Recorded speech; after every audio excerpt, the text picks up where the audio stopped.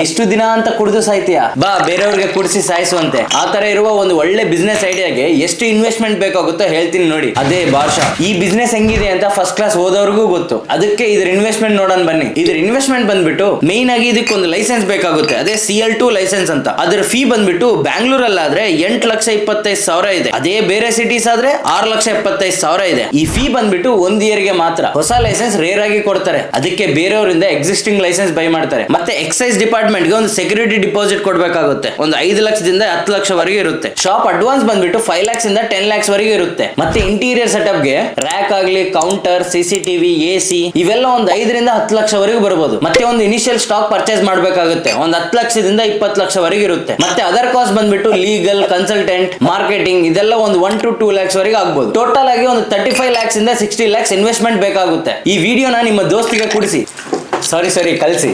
Business ಮಾಡೋಣ.